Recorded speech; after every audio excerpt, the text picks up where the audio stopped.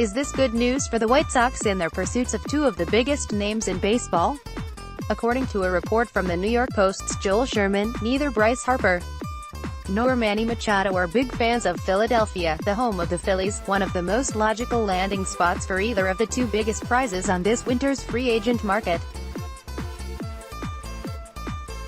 Word as neither player particularly likes Philadelphia and both would have preferred the Yankees, who have shown little interest in Harper. Oh really? The Phillies vowed to spend stupid earlier this offseason, and because of that declaration have seemed to be one of the most likely destinations for Harper and Machado. Machado just wrapped his free agent tour last week in Philadelphia, a string of visits he kicked off on the South Side.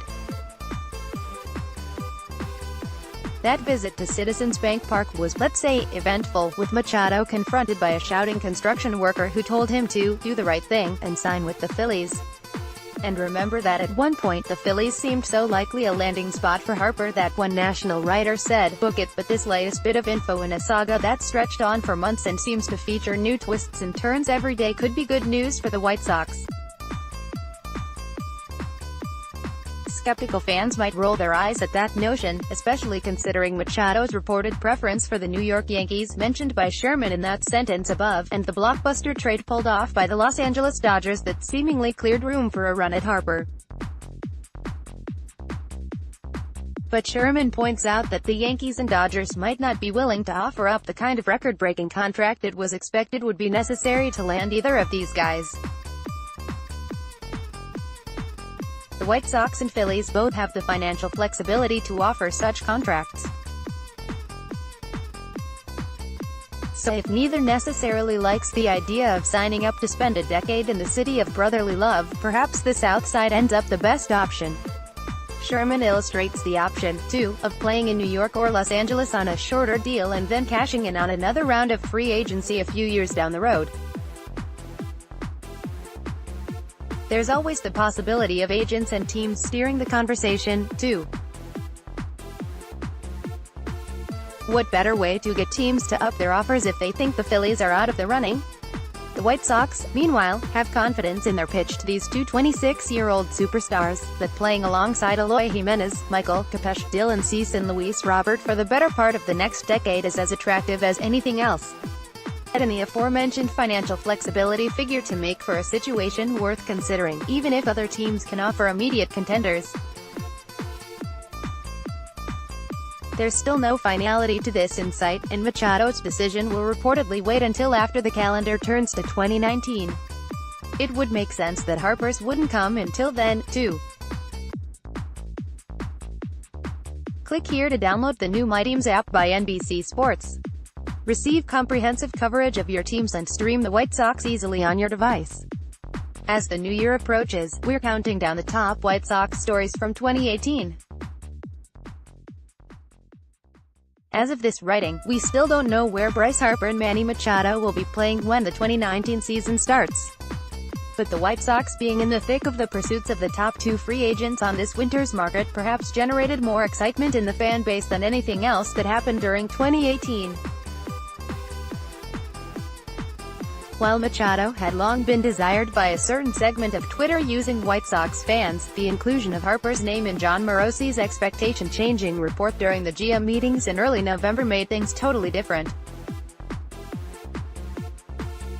Suddenly, the White Sox were interested in both of the 26-year-old free agent superstars, and they seemed aggressive in their pursuits and seemed willing to hand out the type of potentially record-breaking contract it would take to land them. Fans' preference seemed to shift from Machado to Harper after Machado was a lightning rod for criticism during the playoffs, saying that hustling wasn't his cup of tea, and dragging his foot across the leg of Milwaukee Brewers first baseman Jesus Aguilar in a play that had the Brew Crew calling him a dirty player. But the White Sox were, somewhat shockingly given the point in their ongoing rebuild, in on both. Met with Harper on numerous occasions, according to reports, including during the winter meetings in Las Vegas. And a week later, they were the first stop on Machado's free agent tour that also featured visits to New York and Philadelphia.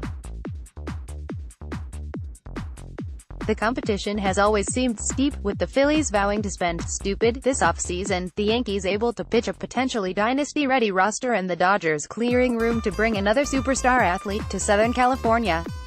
But Rick Hahn remains confident in his team's pitch of a future juggernaut powered by the current stockpile of talent in the minor leagues. Playing alongside Eloy Jimenez, Michael Kopech, Dylan Cease and Luis Robert, he argued, is as attractive a situation as any. And he said he's been receiving positive feedback on such a pitch, with reports at times calling the White Sox frontrunners seemingly back that claim up. There's very bright days ahead, Hahn said during the winter meetings. Now, it might be a year premature in terms of selling this club as a postseason contender, but we've spent a lot of time over the last couple of years to put us in a position where we, very reasonably or objectively, we have a bright future ahead of us. And we've heard from a number of different players about their interest in being part of it, which I don't think should be surprising.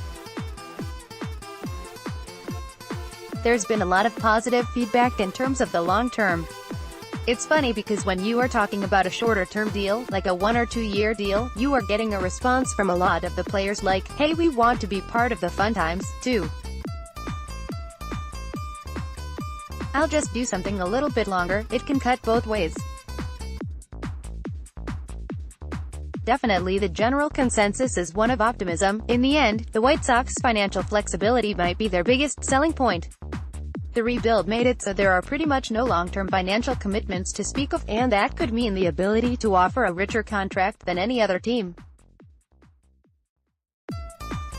Harper and Machado are still in the decision-making process, but whether they come to the South Side or not, the pursuits of these mega free agents have shown the White Sox are serious about adding a centerpiece to their rebuilding project, someone who can help power the eventual transition from rebuilding to contending.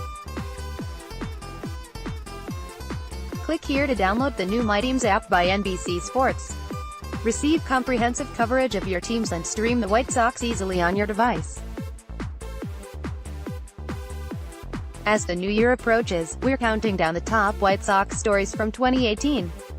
When is Eloy Jimenez going to get called up to the majors? That's the question that started 2018 and continued throughout, with no satisfying answer ever coming for the White Sox fans who wanted to see the organization's top-ranked prospect mash on the South Side just like he did all year long in the minor leagues.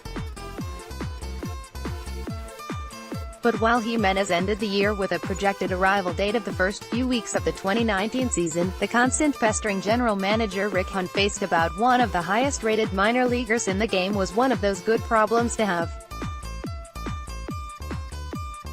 Jimenez was such a hot topic because he swung such a hot bat.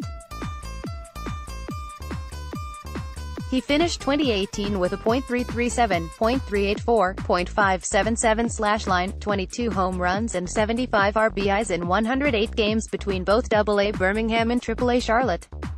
Things were particularly good after he earned a promotion to Charlotte, where he slashed .355, .399, .597 with 12 homers in 55 games. He caused a bit of a stir when he penned a mid-season piece for the Players Tribune, insisting he was ready for the major leagues. But this was nothing new for those who followed the uber-confident Jimenez ever since he arrived in the crosstown swap with the Cubs. He was talking about being ready for the bigs during Sox Fest way back in January. His confidence wasn't limited to his personal goals then, either, as he was just as bullish on the rest of his fellow White Sox prospects. "I talked with Zach Collins one day in AA. I told him, when we figure it out and get together in the big leagues, I know we're going to be awesome. We're going to win a lot of World Series," and all that was before his first full season in the White Sox organization, when he lit the minors on fire. Jimenez was a daily follow during 2018, White Sox fans checking AA and AAA box scores for his latest homer or extra base hit. Pretty soon, they'll be able to watch that every night on the South Side. Click here to download the new My Teams app by NBC Sports. Receive comprehensive coverage of your teams and stream the White Sox easily on your device.